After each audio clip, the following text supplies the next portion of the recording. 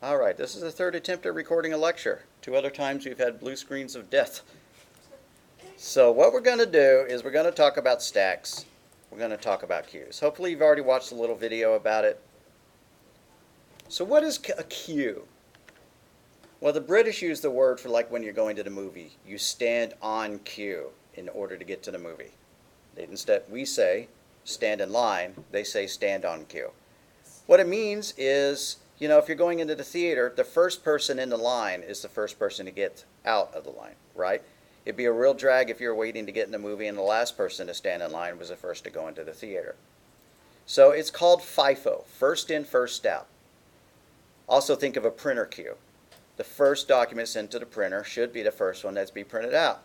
If you had a one-pager that you sent, but then somebody came after you with a 5,000-page document and theirs came in first, you'd be really annoyed. So a queue is first in, first out. We add elements to the back and we remove them from the front.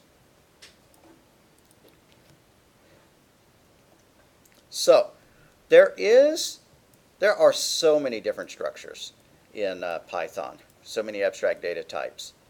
We could implement a queue with a linked list. We could implement a queue with an array list. They suggest using Java's array deck, double-ended queue. That's what DEQUE stands for. And I'm good enough with that. Their recommendation has changed since the last version of the book, but that's okay. I have a PowerPoint out there about stacks, and I think maybe it used a different class. It works as well. Let's go ahead and try using the array deck. So you got to import java.util.arrayDeck and queue. They suggest just importing java.util.star.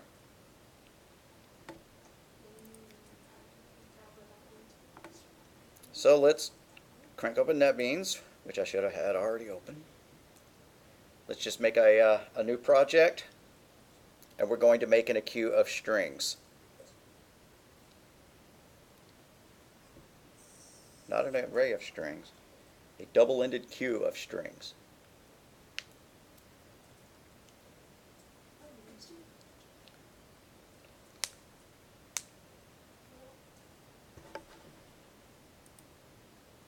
So, file, new project, Java application, October 4, queue, finish.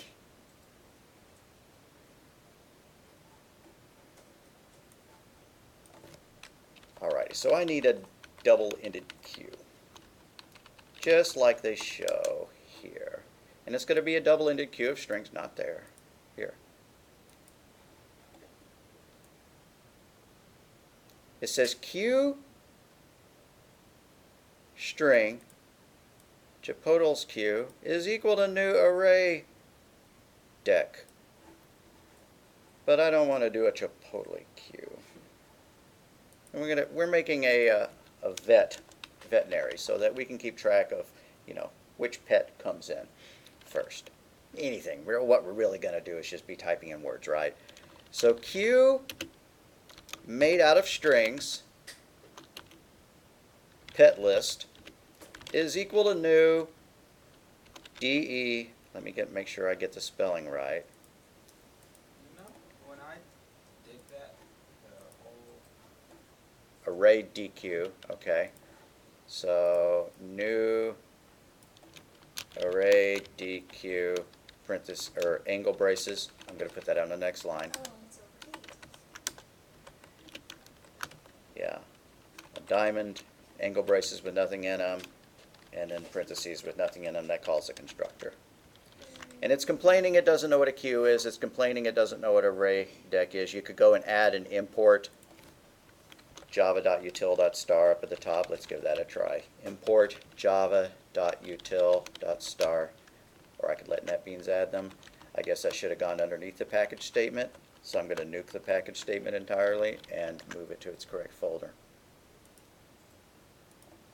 So I'm assuming the array deck is inherited from the queue class because I just imported Exactly, the array right. deck. These are related to each other by inheritance.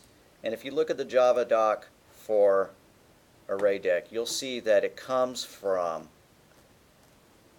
something called the abstract collection. And so does the queue. So the queue is an interface into an array deck. So a queue actually inherits from array deck, but that's okay. That's why we're able to instantiate an array deck and then assign it to a queue. But once you create an array deck, you could assign it to any one of these things. You could say, okay, I want a queue made out of it, or I want a serializable, or a deck. The rest of these you wouldn't do. So the queue inherits from the array? Right. Exactly. Oh, okay. Alrighty. Now, let's just add some pets to it. Pet list dot add Fido. Pet list dot add Fluffy. And pet list dot add Nemo. We found them. Now we're going to iterate through the list, removing all the items in it. But first, let's check the size of the list. The queue. System.out.println. I sense a blue screen coming up. Nope. Alrighty. Queue size equals plus pet list dot size.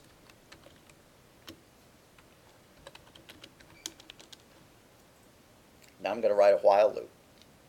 I could just use a for each loop, it would step through it, but I don't want to do that.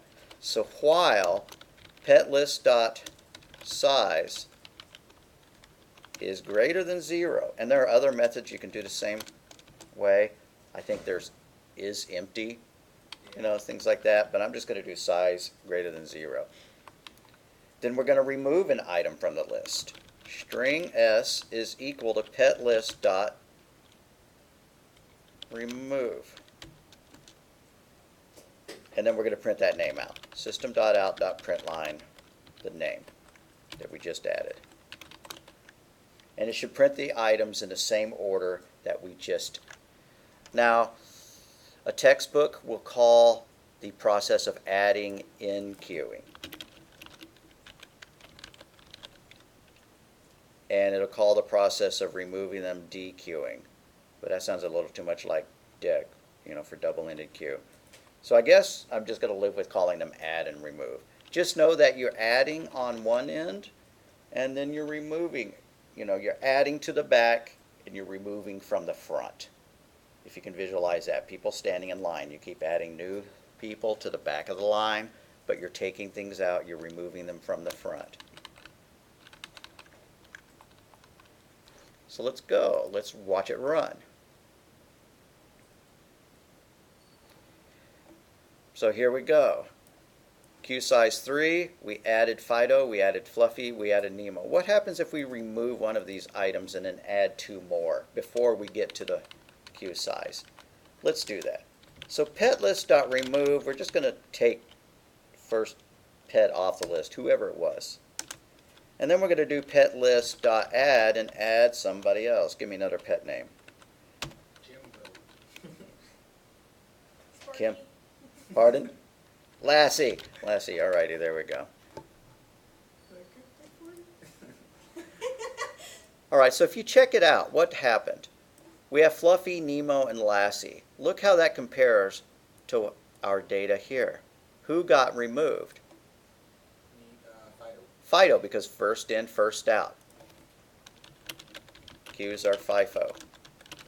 First in, first out. And we just saw that with our printing.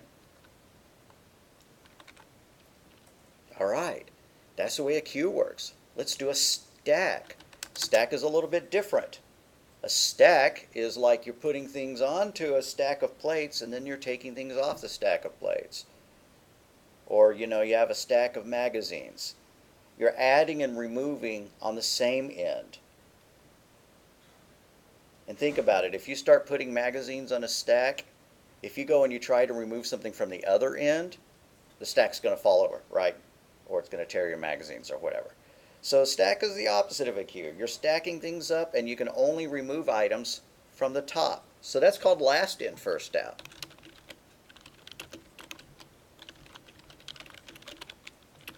So a queue, you add items to the back,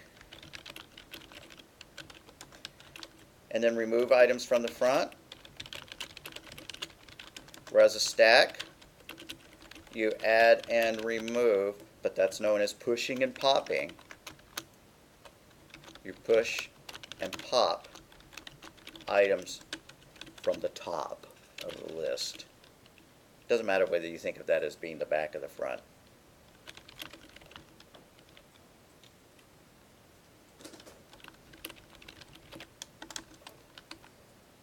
So let's just declare a stack of strings. I'm going to just call this pet list 2 so that I can do some cutting and pasting. No, I better not do the cutting and pasting, but anyways. I'm going to call this pet stack. We have a stack of pets. Poor pets at the bottom are in real trouble. Is equal to new stack, angle braces, parentheses. It's going to complain it doesn't know what a stack is. No, it's not, because I did java.util.asterisk. If you have to, go and add the import, java.util.stack. Let's push 3 names onto our pet stack. Pet stack.push.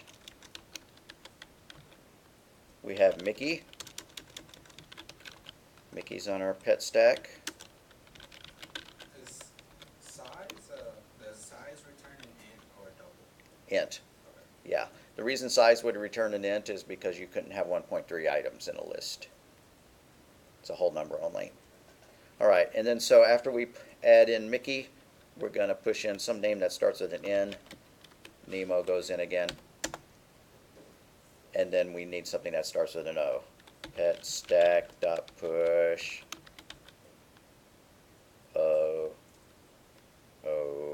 auto. I don't know what kind of pet auto is, but there we go. So we've pushed in 3 things, and now we're going to write a similar while loop to remove the items. Except instead of using .size, I may as well go ahead and use the empty. So while not pet stack dot is empty. Let's get a name of the animal. String s is equal to pet stack dot pop. I'm going to pop a pet off the top of the stack. And let's print out system dot out dot println popped followed by that name.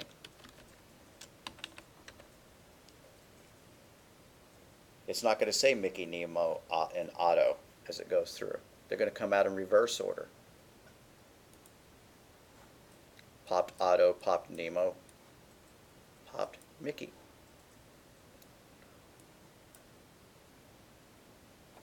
Let's do the same thing we did with the other one, which is pop one critter, pet stack.pop, doesn't really matter who it is, and then let's pet stack.push one more critter, LMNO, we need something that starts with a P, princess.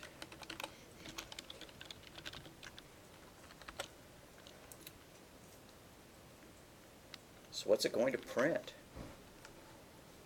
We added 3 items to it, we popped the top one off, and then we added princess. So when it starts popping, which one's going to be the first? Princess. Princess, and then Nemo. Nemo, and then Mickey. Right, so what happened to Otto? We popped Otto off as soon as we pushed. So it's going to say Princess, Nemo, and Mickey. And there we go. Princess, Nemo, and Mickey. So that's the way stacks work. That's the way queues work. Queues are first in, first out. Stacks use push and pop. So I guess my final notes are going to be queues use add and remove. Stacks use push and pop. Queues add to one end, remove from the other. stacks, push and pop onto the same end. What was your example for what you would use a stack for? Yeah, my example for using a stack is your undo. Right? I have Word open, or even here, you know. If you just control Z. So if I type in something blah blah blah blah blah, and then I type in blah blah blah blah blah, and then I type in blah blah blah blah blah, and then I hit undo, it's undoing them in reverse order. See that? Just like a stack. So if I type in something, then I type in something else, and I type in something else, and then I undo it, and then I type in something else. You see how that acted just like our stack did in here? So each time you make a change to your document, it puts it at the bottom, it pushes that change onto the stack, and each time you do an undo, it pops that change off. I like that video that you sent us a link to, kind of the stack of books you can Yeah. really remove, and yeah, I like Right. that. Okay, so that's enough about stacks and queues. We'll have an assignment on them. Let's go take a peek. Not planning on putting stacks and queues on your exam since your exam opens in a couple of days and we've just hit the topic. But I'm going to go ahead and stop the recording here before we blue screen again. So, Goodbye. until we meet again.